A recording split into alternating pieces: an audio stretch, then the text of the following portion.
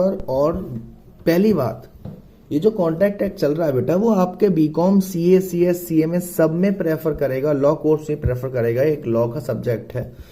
तो प्लीज सिर्फ बीकॉम के बच्चे ही ना देखें, और भी बच्चे इसे देख सकते हैं। तो ये हमारा पार्ट 3 है इंडियन कॉन्ट्रैक्ट एक्ट 1872।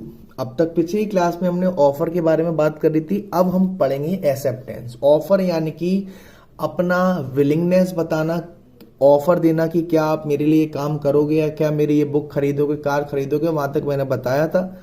ऑफर को एक्सेप्ट किया जाता है, अपनी कंसेंट दी जाती है, अपनी सहमति दी जाती है, जिसे हम कहते हैं एक्सेप्टेंस। तो एक्सेप्टेंस की बात करेंगे। सबसे पहले एक्सेप्टेंस बताया आपको, एक ऑफर जो ऑफर देता है उसे ऑफरर कहते हैं, और जो जिसके लिए ऑफर होता है उसे हम ऑफरी कहते हैं।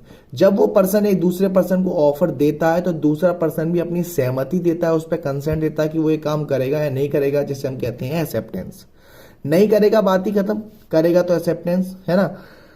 सो पहला पॉइंट एक्सेप्टेंस का होता है कि it must be unconditional, absolute, unqualified. यानी कि एक पर्सन ने जैसा आपको ऑफर दिया, आपको भी उसी की लैंग्वेज में उसी की तरह से एक्सेप्ट करना पड़ेगा। मींस आप उसमें कोई बदलाव नहीं करेंगे, आप उसमें कोई चेंज नहीं करेंगे। अगर आप उसमें चेंज करते हैं तो आपको मालूम है वो नया ऑफर हो गया, जब हम काउंटर ऑफर पढ़ा था हमने। जैसे आपको कोई शर्ट पसंद आई, उसने कहा कि ये 10,000 में बेचेगा, हम कहेंगे नहीं भाई 8,000 दूंगा। ये एक्सेप्टेंस नहीं है, आप अपनी तरफ से उसमें कोई चेंज नहीं करेंगे। दूसरा है it must be given with in specified और रीजनेबल टाइम। जब भी कोई एक पर्सन दूसरे पर्सन को ऑफर देता है तो उसका रिप्लाई हमें एक स्पेसिफाइड टाइम में करना होता है, एक रीजनेबल टाइम में करना होता है। अगर वो रीजनेबल टाइम क्रॉस हो जाता है तो एक्सेप्टेंस नहीं हो पाती। तीसरा है इट मस्ट बी कम्युनिकेटेड। एक पर्सन ने ऑफर दिया, दूसरा पर्सन जब तक बात नहीं करेगा, एक्सेप्टेंस नहीं देगा, कम्युनिकेशन नहीं देगा, तो वो एक्सेप्टेंस नहीं मानी जाएगी। तो ये कुछ पॉइंट थे एक्सेप्टेंस के। इसके आगे हम पढ़ेंगे कि जो हमारी कम्युनिकेशन होती है ऑफर के जरिए से, वो कब कंप्लीट हो जाती है।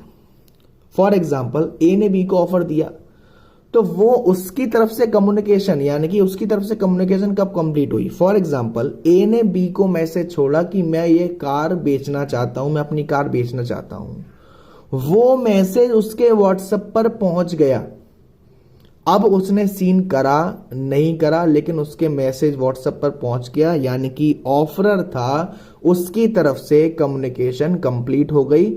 अब ऑफरी की जिम्मेदारी है कि उसने मैसेज रीड किया या नहीं किया, ऑफरर की तरफ से वो जा चुका है। तो जैसे ही व्हाट्सएप पर वो मैसेज आ गया, तभी आपको वो हमारा जो कम्युनिकेशन है ऑफरर की तरफ से कंप्लीट हो जाती है, when it's come to knowledge of ऑफरी। अब बात करी जाए एक्सेप्टेंस की।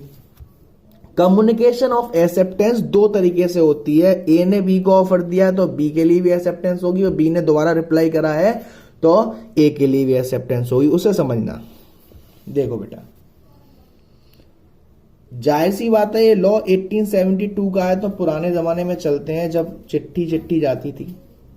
ए ने बी को ऑफर दिया कि मैं ये अपनी कार सेल करना चाहता हूं, मैं ये अपनी कार सेल करना चाहता हूं, और उसने ये लेटर इसको भेजा। 4 तारीख को वो लेटर भेजा और उसके पास वो लेटर पहुंच गया 6 तारीख को। ऑफर की तरफ से, ऑफरर की तरफ से कम्युनिकेशन कंप्लीट हो गई 6 तारीख को ही। अब ये सोचेगा, टाइम लेगा, मेरे को कार खरीदनी है नहीं खरीदनी। उसने सोच के जवाब दिया लेटर में 10 तारीख को। इसकी तरफ से कम्युनिकेशन ऑफ एक्सेप्टेंस तभी कंप्लीट हो गई। बी ने अपनी एक्सेप्टेंस यस इसमें भेज दिया। अब ए बाउंड हो गया कि उसको ऐसा करना पड़ेगा। कम्युनिकेशन ऑफ एक्सेप्टेंस बी की तरफ से यहां पर कंप्लीट हो गई। अब ए बाउंड हो गया कि उसने जो बोला है वो करना पड़ेगा। ये लेटर 14 तारीख को ए के पास पहुंचा। जैसे ही ये पहुंचा, अब बी की तरफ से भी कम्युनिकेशन एक्सेप्ट हो गई, यानी कि अब बी भी बाउंड हो गया कि उसे ये कार लेनी पड़ेगी, जिसको हम कहते हैं कम्युनिकेशन ऑफ एक्सेप्टेंस। यहां थोड़ा और समझेंगे। यहां देखो, acceptance put into course of transmission, यानी कि बी ने 10 तारीख को लेटर लिखा था, भेज दिया लेकिन पहुंचा नहीं, इसे हम कहते हैं acceptance put into course of transaction, उसकी तरफ से तभी कंप्लीट हो गया। ए अब बाउंड हो गया कि उसे वो करना पड़ेगा।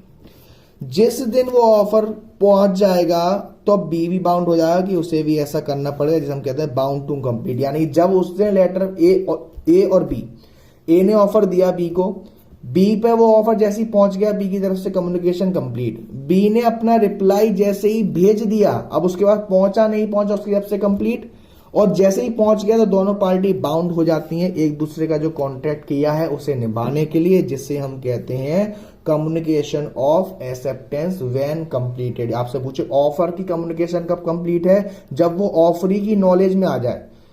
रीड किया मैसेज, नहीं किया, रिप्लाई किया, वो अलग बात है, आपने भेज दिया उसके पास पहुंच गया, यानी कि आपकी कम्युनिकेशन ऑफ एक्सेप्टेंस और ऑफर वहां पर कंप्लीट हो गया। एक्सेप्टेंस दोनों तरफ से देखना पड़ता है, अब एक पार्टी की तरफ से भी और दूसरी पार्टी की तरफ से भी। तो ये हमारा आज का टॉपिक था। इसके बाद का टॉपिक रेवोकेशन के बारे में पढ़ेंगे। बहुत अच्छी अच्छी चीजें आने वाली हैं जो बाद में आपको बहुत अच्छे समझ में आएगी, है ना। धीरे धीरे सब पे बढ़ेंगे। वीडियो पसंद आ रही हो तो वीडियो को लाइक करना ना भूलें, शेयर करना ना भूलें। अगर आप भी बीकॉम के को या सीए या सीएस सीएमए के जो हमारे ग्रुप्स हैं प्रोफेशनल ग्रुप में ज्वाइन होना चाहते हैं तो मेरा अबाउट में नंबर दे रखा है व्हाट्सएप का, वहां व्हाट्सएप करना और जुड़ जाना था।